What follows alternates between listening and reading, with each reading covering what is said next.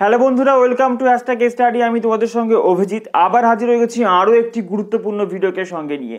আজ এই ভিডিওতে আমি তোমাদের সঙ্গে আলোচনা করবো একটা গুরুত্বপূর্ণ টপিক। ইতিমধ্যেই তোমরা থাম্বনেল দেখে বুঝে নিয়েছো, এবং যারা যারা আর্টস গ্রুপ নিয়ে ভর্তি হতে চাইছো বা যাদের এই বিষয়ে ইন্টারেস্ট আছে তারাই মূলত এই ভিডিওটা দেখছো। সবাইকে প্রথমে অনেক অনেক ধন্যবাদ। দেখো, ইতিমধ্যেই কিন্তু আমরা যারা মাধ্যমিক পরীক্ষা দিয়ে ক্লাস 11-এ ভর্তি হব তারা অলরেডি ভাবতে শুরু করি তারা কোন কোন সাবজেক্ট নেব বা কোন স্ট্রিমে আমরা ভর্তি হব। দেখো, যারা সায়েন্স, আর্টস এবং কমার্সের মধ্যে কে কোন বিষয় নিয়ে ভর্তি হবে এই নিয়ে আমি একটা ইতিমধ্যে ভিডিও আপলোড করে দিয়েছি। এই ভিডিওটা অবশ্যই দেখে নিও, না দেখলে ডেসক্রিপশনে লিঙ্ক দিয়ে রাখবো এবং আই বাটনে লিঙ্ক দিয়ে রাখবো, অবশ্যই দেখে নিও, তাহলে তোমার সিদ্ধান্ত নিতে অনেক সুবিধা হবে। আজকে আমি কথা বলবো হচ্ছে মূলত যারা আর্টস নিয়ে পড়বে সিদ্ধান্ত নিয়ে নিয়েছো, এবং আর্টসের মধ্যে অনেকগুলো সাবজেক্টের চয়েসের অপশান থাকে যে কোন সাবজেক্ট নেব। অনেকগুলো নতুন সাবজেক্ট থাকে, পুরনো সাবজেক্ট থাকে, তো কোনটা নিলে ভালো হবে, কোনটা স্কোর করতে ভালো, কোনটা আমার আগামী দিনে কাজে লাগবে, সমস্ত কিছু নিয়ে আলোচনা করবো আজ এই ভিডিওতে। ভিডিওটা অত্যন্ত গুরুত্বপূর্ণ ভিডিও। ইতিমধ্যে এই ভিডিওটার রিকোয়েস্ট আমি অনেক পেয়েছি। দেখো, একদম প্রথমেই তোমাদেরকে বলবো যে আর্টস গ্রুপে ভর্তি হওয়ার সময় আমাদেরকে প্রথমেই মাথায় রাখতে হবে যে আমাদের সাবজেক্টে মূলত নিতে হবে হচ্ছে, আমাদের প্রথমেই আমরা জানি যে কম্পালসারি সাবজেক্ট থাকবে আমাদের দুটো, একটা হচ্ছে বাংলা, একটা হচ্ছে ইংলিশ। এই দুটো আমাদের সবাইকেই নিতে হবে। আর্টস, সায়েন্স, কমার্স সবাইকে এটা থাকবেই থাকবে। অর্থাৎ আমাদের সাবজেক্ট চয়েস করার সিস্টেমটা হবে দুটো হচ্ছে কম্পালসারি সাবজেক্ট 2, এবং তার সঙ্গে থাকবে তিনটে থাকবে আমাদের চয়েস করা সাবজেক্ট, এবং তার সঙ্গে আরও একটা সাবজেক্ট নেওয়ার সুযোগ আমরা পাই যাকে আমরা বলি ফোর্থ সাবজেক্ট। অর্থাৎ একটি থাকবে হচ্ছে ফোর্থ সাবজেক্ট। এই যে মোট 6টা, এই টোটাল 6টা সাবজেক্ট নিয়ে আমরা পড়তে পারি ক্লাস 11 এবং 12। তবে মাথায় রাখতে হবে 6টার জায়গায় আমরা 5টা নিয়েও কিন্তু পড়তে পারি। এই 6টা হচ্ছে আমাদের নিজস্ব চয়েস, এটা আমরা নিতেও পারি নাও নিতে পারি। তবে এই ফোর্থ সাবজেক্ট নেব কি নেব না, নেওয়া উচিত হবে কিনা বা ভালো হবে কিনা, এই বিষয় নিয়ে আমি একটা ভিডিও বানিয়ে দিয়েছি, অবশ্যই দেখে নিও। সেই ভিডিওর লিঙ্ক আমি ডেসক্রিপশনে দিয়ে রাখবো, অবশ্যই দেখে এসো। আর এবার বলবো হচ্ছে, দেখো এই দুটো সাবজেক্ট আমাদের থাকছে, এবার এই যে তিনটে সাবজেক্ট, এই তিনটে সাবজেক্ট আমরা কি নেব এইটা নিয়ে আমাদেরকে ভাবতে হবে। এবং ফোর্থ সাবজেক্ট যদি আমরা নিই তাহলে কোনটা নেব সেটা নিয়েও আমরা আজকে আলোচনা করব। দেখো, প্রথমেই আমি বলবো আমাদের প্রত্যেকেরই পড়াশোনা করার একটা উদ্দেশ্য আছে। অনেকেরই কিন্তু মাধ্যমিক পাশ করার পরের থেকেই 18 বছর হয়ে যাওয়ার পর থেকে আমরা বিভিন্ন চাকরি পরীক্ষার প্রিপারেশন শুরু করি, অনেকে টার্গেট করি। আমি অনেক ছেলেমেয়েদেরকে দেখেছি যারা ক্লাস 11 থেকেই টার্গেট শুরু করে যে আগামী দিনে সে কোন চাকরি করবে বা কিসের জন্য তারা প্রিপারেশন করবে। অর্থাৎ সেভাবে কিন্তু সাবজেক্ট সিলেক্ট করতে হয়। যারা অনেক বড় বড় পোস্টে চাকরি পায় তারা কিন্তু প্রথম থেকে এই চিন্তাভাবনাটাকে ঠিক করে নেয়। তো আমাদেরকে অবশ্যই এই সাবজেক্ট চয়েস করার সময় আমাদেরকে ঠিক রাখতে হবে যে আমি আগামী দিনে কি হব সেই বিষয় নিয়ে আমাদেরকে এগোতে হবে। দেখো, আগামী দিনে অনেকেই আছে যারা ল নিয়ে পড়বে, তারা যদি ক্লাস 11-এ পলিটিক্যাল সায়েন্স সাবজেক্টটা না রাখে তারা কিন্তু কোনোভাবেই ল নিয়ে পড়তে পারবে না। তো এরকমভাবে ভবিষ্যৎ পরিকল্পনাকে ঠিক করে তবেই কিন্তু আমাদেরকে পড়তে হবে। তবে আমি এই বিষয়টাকে আরও ক্লিয়ার করার জন্য তোমাদের সুবিধার্থে আমি এই আর্টস গ্রুপের ক্লাস 10-এর পরে ক্লাস 11-এর আর্টস গ্রুপের সাবজেক্টকে আমি মূলত দুটো ভাগে ভাগ করেছি। একটা আমি লিখেছি প্রফেশনাল সাবজেক্ট, একটা আমি লিখেছি স্কোরিং সাবজেক্ট। তো এই প্রফেশনাল সাবজেক্টকে আমি গভর্নমেন্ট জব ওরিয়েন্টাল হিসাবে আমি সাজিয়েছি। অতএব দেখো, আমাদের প্রত্যেকেরই চাকরি পরীক্ষাতে প্রিপারেশন করতে আমরা জানি। আমরা মাধ্যমিকে উচ্চ মাধ্যমিকে যত ভালো রেজাল্টই করি না কেন, সায়েন্স আর্টস যাই পড়ি না কেন, আমাদের একটা সময় এসে যখন আমরা চাকরি পরীক্ষার পড়াশোনা শুরু করব তখন কিন্তু আমাদের সবই পড়তে হবে। আর্টসও পড়তে হবে, সায়েন্সও পড়তে হবে, তো সবই কিন্তু আমাদেরকে পড়তে হবেই হবে। আমরা সায়েন্স নিয়ে পড়ছি না বলে আমাদেরকে পরে যার অঙ্ক করতে হবে না এমনটা কিন্তু একেবারেই নয়। অর্থাৎ সেখানে কিন্তু আমাদের অঙ্ক করতে হবে, অর্থাৎ আমাদের চাকরি পরীক্ষার প্রিপারেশন করতে সবই পড়তে হবে। তো আমি সেই দিক থেকে আমি তোমাদেরকে সাজিয়ে বলছি যে দেখো, প্রফেশনাল সাবজেক্টটা আমি রেখেছি যেগুলো আমরা পড়েছি। একটা হচ্ছে হিস্ট্রি, ইতিহাস পড়েছি আমরা। ইতিহাসটা অনেকের কাছে কঠিন মনে হয়, কিন্তু মনে রেখো আমাদের ভারতবর্ষের অধিকাংশ চাকরি পরীক্ষার ক্ষেত্রে, কম্পিটিটিভ এক্সামের ক্ষেত্রে ইতিহাসের একটা বড় ভূমিকা রয়েছে। ইতিহাস থেকে বেশ প্রশ্ন কিন্তু আমরা দেখতে পাই বিভিন্ন চাকরির পরীক্ষাতে, অর্থাৎ ইতিহাসটা কিন্তু আমাদের পড়তে হবে আজও, আগামীতেও পড়তে হবে। কিন্তু ইতিহাসটা কিন্তু কোনোভাবেই স্কোরিং সাবজেক্ট নয়, কম পড়ে বেশি নম্বর পাওয়া কিন্তু এখানে যায় না, কিন্তু এটা আমাদের কাজে লাগবে, সব দিন কাজে লাগবে, সব দিন পড়তে হবে আমাদেরকে।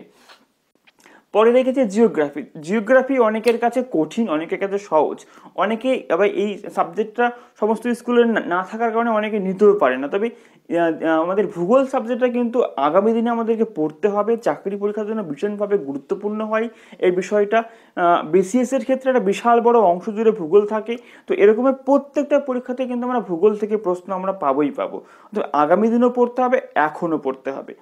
একই সঙ্গে রয়েছে নতুন সাবজেক্ট পলিটিক্যাল সায়েন্স, মানে রাষ্ট্রবিজ্ঞান। এটা কিন্তু আমাদের প্রত্যেকটা পরীক্ষাতে আমরা পাবো, এটা আমাদের পড়তে হবে, আজ পড়লেও পড়তে হবে, কাল পড়লেও পড়তে হবে।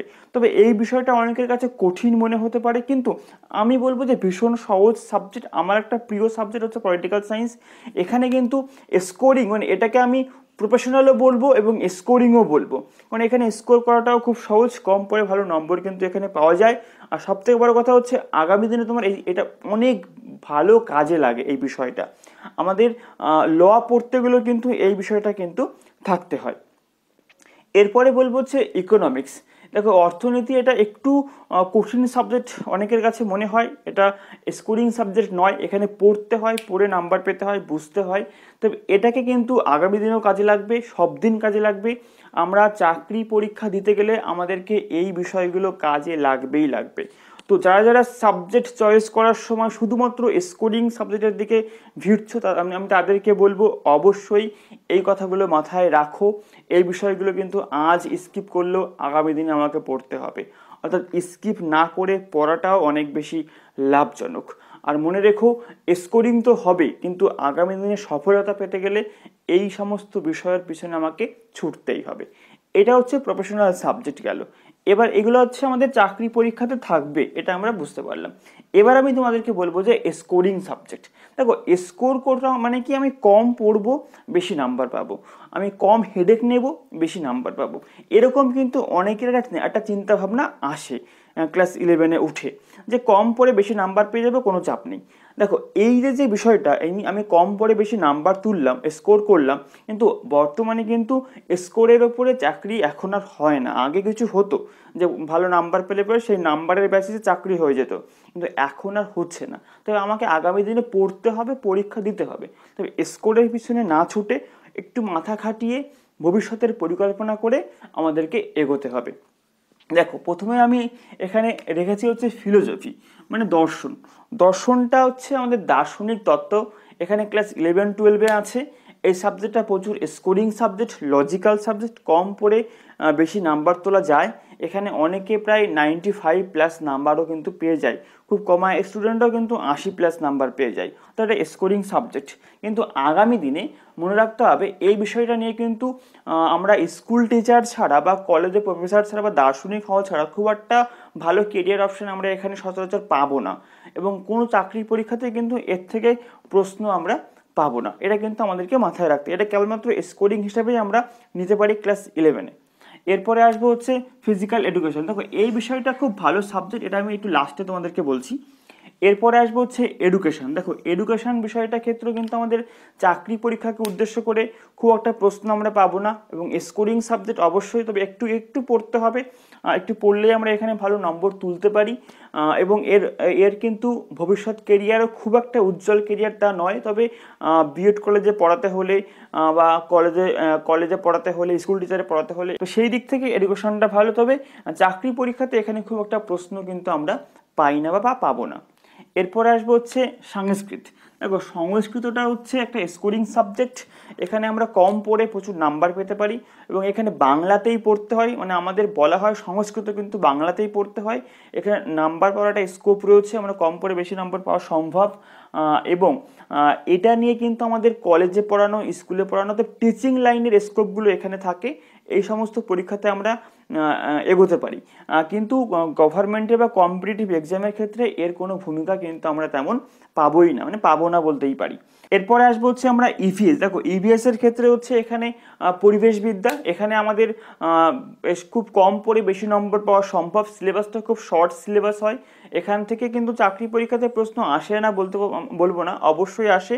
সায়েন্সের পার্ট, এটা সায়েন্স ঘেঁষা সাবজেক্ট, এখান থেকে কিন্তু আমাদের চাকরি পরীক্ষাতেও প্রশ্ন আসে, তবে কম আসে তুলনামূলকভাবে। আমরা এখানটা পেয়ে যাই, আমরা সায়েন্স পার্টের বায়োলজিতে আমরা এগুলো পেয়ে যাই, অলরেডি আমাদের ওখানে পড়তে হয়। তো এই জন্য এই বিষয়টাকে আমরা এখানে রাখিনি, এখানে আমরা সায়েন্সের বিষয়ে বায়োলজির ক্ষেত্রে আমরা পেয়ে যাব। তবে ইভিএসটা আমরা নিতে পারি, এটা কিন্তু ভালো সাবজেক্ট এবং এর আগামী দিনে এর স্কুলে পড়ানো বা কলেজে পড়ানোর ক্ষেত্রে আমরা এগোতে পারি, এবং এখানে ভালো সাবজেক্ট বলেই কিন্তু আমি এটাকে রাখছি, স্কোরিং প্লাস ভালো সাবজেক্ট। আর এরপরে আসবো হচ্ছে কম্পিউটার অ্যাপ্লিকেশন। এই বিষয়টিও খুব ভালো সাবজেক্ট, এখানেও কিন্তু স্কোরিং সাবজেক্ট, আমরা কম্পিউটার অ্যাপ্লিকেশন নিয়ে পড়াশোনা করি, এরও কিন্তু ভবিষ্যৎ একেবারে খারাপ নয়, তবে স্কোরিং প্লাস ভালো সাবজেক্ট। অর্থাৎ এখানে আমরা ইভিএস, কম্পিউটার সায়েন্স, এরা একটা নির্দিষ্ট লাইনে আছে, কিন্তু চাকরি পরীক্ষার ক্ষেত্রে এই সমস্ত বিষয়ের ভূমিকা খুবই কম, তবে এর নিজস্ব একটা লাইন আছে, সেই লাইনে আমাদেরকে এগোতে হবে। এরপরে আসবো হচ্ছে অ্যাগ্রোনমি, কৃষিবিদ্যা। দেখো কৃষিবিদ্যা নিয়ে কিন্তু অনেকেই পড়াশোনা করে, এটা নির্দিষ্ট লাইন আছে, কৃষিবিজ্ঞান ক্ষেত্রে কিন্তু আমাদের ভালো চাকরির সুযোগ আছে, আমরা এগ্রিকালচার সেক্টরে আমরা চাকরি পেতে পারি।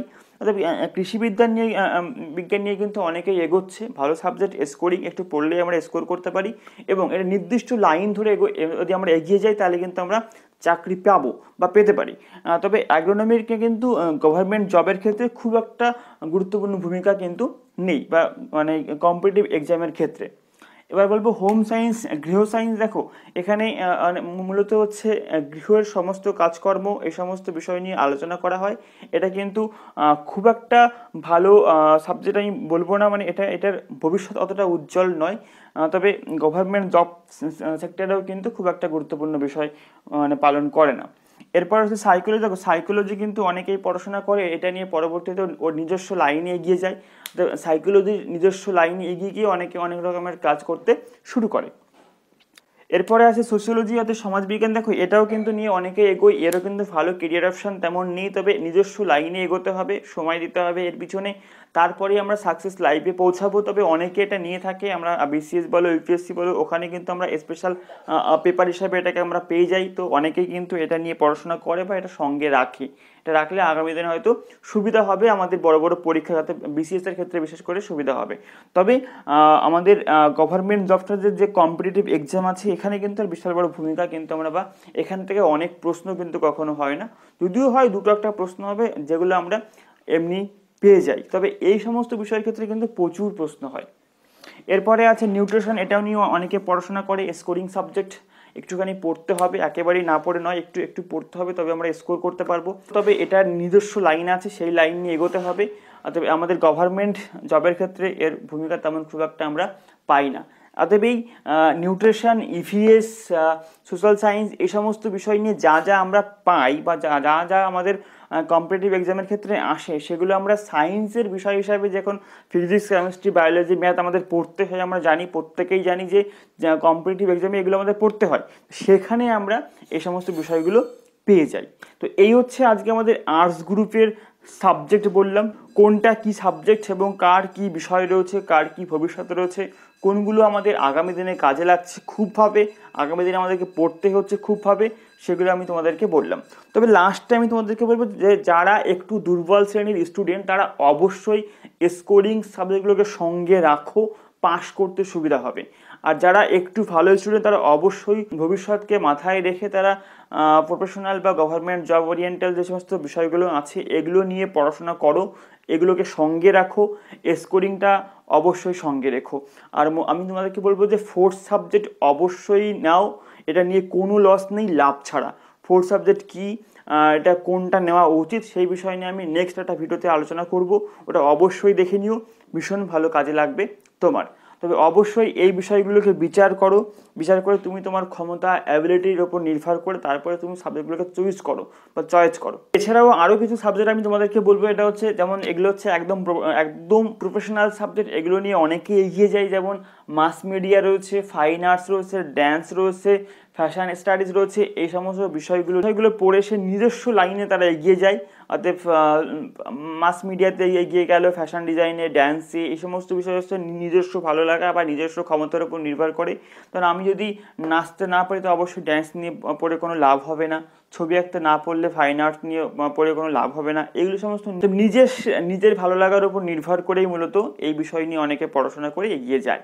তবে একদম লাস্টে আমি তোমাদেরকে বলবো, দেখো সমস্ত স্কুলে সমস্ত সাবজেক্ট কিন্তু পাওয়া যায় না, সমস্ত স্কুলে সমস্ত বিষয় থাকে না, অনেক অনেক বিষয় আছে যেগুলো একসঙ্গে নেওয়া যায় না।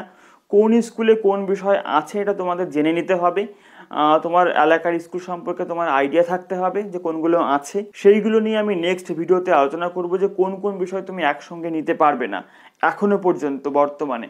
কিন্তু আমাদের যে কেন্দ্রের যে শিক্ষা আইন তাতে কিন্তু বলা হয় যে সবাই সমস্ত বিষয় নিয়ে পড়তে পারবে, কিন্তু আমাদের রাজ্যে এখনও সেটাকে কার্যকারী করা হয়নি। তবে কোন কোন বিষয় নিয়ে তুমি পড়তে পারবে না সেই বিষয় নিয়ে আমি অবশ্যই তোমাদেরকে জানাবো নেক্সট ভিডিওতে। তবে আজকে এটুকুই, দেখা হচ্ছে পরবর্তী ভিডিওতে। অবশ্যই এই সমস্তগুলো বিচার করে তারপরে তুমি সিদ্ধান্ত গ্রহণ করো। কেমন লাগলো অবশ্যই কমেন্ট করে জানিও।